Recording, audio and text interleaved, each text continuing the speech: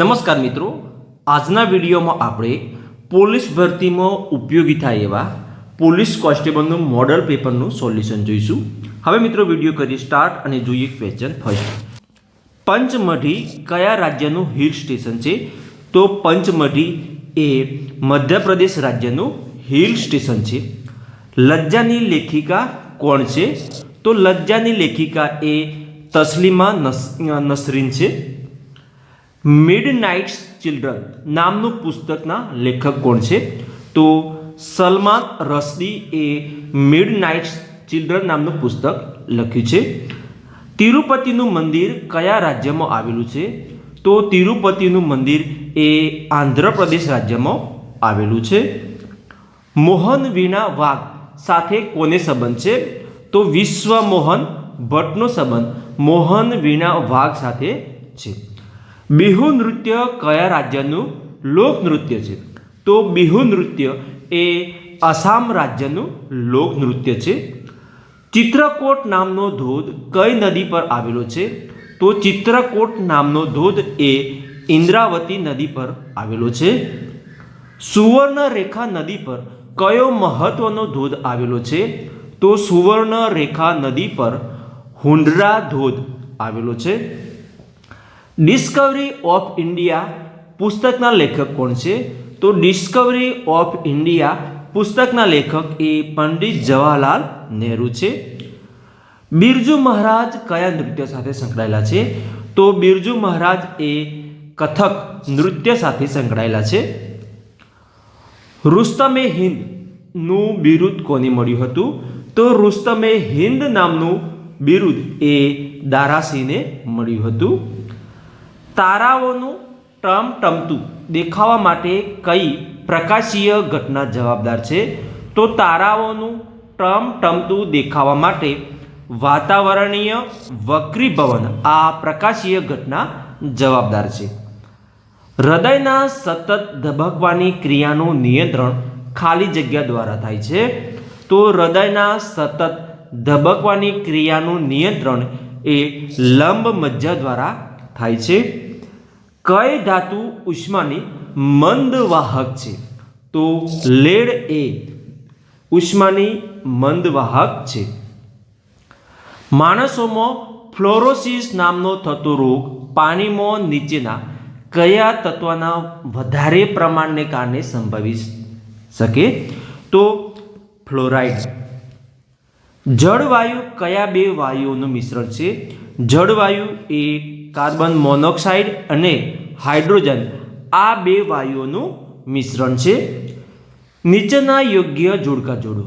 તો ટેલિફોનની શોધ કોને કરી? એલેક્ઝાન્ડર ગ્રેહામ બેલે. વીજળીના ગોળાની શોધ કોને કરી? તો થોમસ એડિસને. ડીઝલ એન્જિનની શોધ કોને કરી? તો રુડોલ્ફે. અને એરોપ્લેનની શોધ કોને કરી? તો રાઇટ બ્રધર્સે. ઇન્સ્યુલિનનો સ્ત્રાવ કરતું અંગ કયું છે?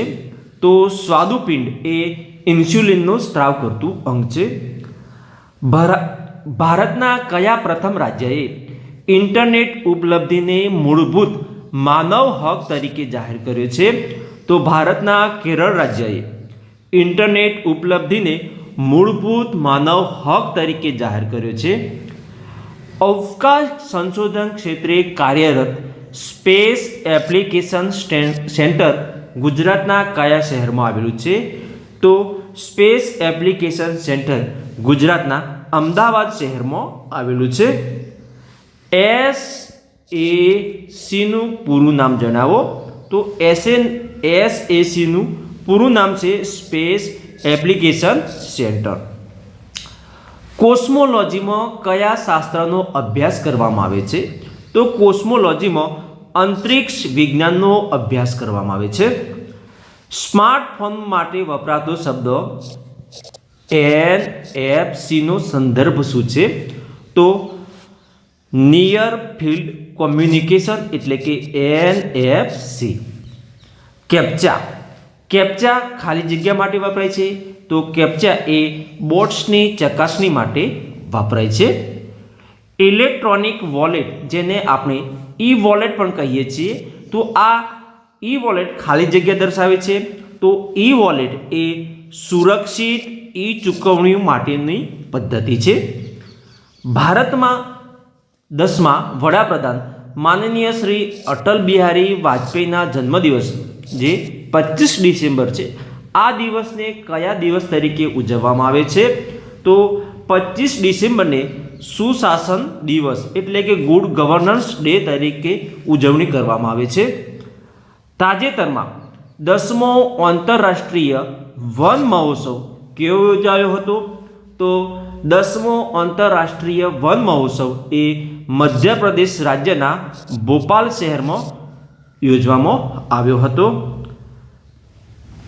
ગુજરાતમાં 700 વર્ષ જૂની ટાંગલિયા વણાટ હસ્તકલાની શરૂઆત કયા જિલ્લામાં થયેલી? તો ગુજરાતમાં 700 વર્ષ જૂની ટાંગલિયા વણાટ હસ્તકલાની શરૂઆત સુરેન્દ્રનગર જિલ્લામાં થયેલી હતી. મુખ્યમંત્રીશ્રીને મળતી ભેટ સોગાદોને ઈ ઓક્શનથી હરાજી કરીને થતી આવકને કયા હેતુ માટે ઉપયોગમાં લેવામાં આવે છે? તો ભેટ સોગાદોને ઈ ઓક્શનથી હરાજી કરીને જે આવક મળે છે એ આવકને કન્યા કેળવણીના ઉપયોગ માટે લેવામાં આવે છે. તાજેતરમાં ગુજરાતમાં કયા પ્રાણીના અનુકૂળ આવાસ ઓળખવા માટે એટલાસ તૈયાર કરવામાં આવ્યો છે? તો તે પ્રાણી છે ભારતીય વરુ. મનોદિવ્યાંગ વ્યક્તિઓને આર્થિક સહાય આપવાની યોજનામાં માસિક કેટલા રૂપિયાની સહાય કરવામાં આવે છે? તો મનોદિવ્યાંગ વ્યક્તિઓને આર્થિક સહાય આપવાની યોજનામાં માસિક ₹1000 આપવામાં આવે છે. બંધારણના અનુચ્છેદ 159 અનુસાર રાજ્યપાલને શપથ કોણ લેવડાવે છે? તો બંધારણના અનુચ્છેદ 159 અનુસાર રાજ્યપાલને શપથ હાઈકોર્ટના મુખ્ય ન્યાયાધીશ અથવા તો હાઈકોર્ટના વરિષ્ઠ ન્યાયાધીશ લેવડાવે છે. ઉપરાષ્ટ્રપતિને દૂર કરવા માટેનો તહોમતનામું સૌપ્રથમ કયા ગૃહમાં રજૂ કરવામાં આવે છે? તો ઉપરાષ્ટ્રપતિને દૂર કરવા માટેનું તહોમતનામું સૌપ્રથમ રાજ્યસભા ગૃહમાં રજૂ કરવામાં આવે છે. ઉત્તરાખંડમાં લાગુ થનાર યુસીસી એ બંધારણના કયા અનુચ્છેદ હેઠળ લાગુ કરવામાં આવશે? તો યુસીસીને બંધારણના અનુચ્છેદ 144 હેઠળ લાગુ કરવામાં આવશે. પોર્ટુગીઝો દ્વારા કયા રાજ્યમાં યુસીસી લાગુ કરાયેલ હતો? તો પોર્ટુગીઝો દ્વારા એ ગોવા રાજ્યમાં યુસીસી લાગુ કરાયેલો હતો. તાજેતરમાં લોન્ચ કરાયેલા સ્પેડેક્સ મિશનમાં SDX-01 આ ઉપગ્રહનું કાર્ય શું છે? તો SDX-01 આ ઉપગ્રહનું કાર્ય એ ફોટા પાડવાનું છે. આભાર મિત્રો. હું આશા રાખીશ કે આજનો આ મોડલ પેપરનો વિડીયો આપણને ગમ્યો હશે. મિત્રો વિડીયો ગમ્યો હોય તો વિડીયોને લાઇક કરવાનું, ચેનલને સબસ્ક્રાઇબ કરવાનું ભૂલતા જ નહીં. હવે મળીશું એક નવા વિડીયો સાથે, એક નવા ટોપિક સાથે.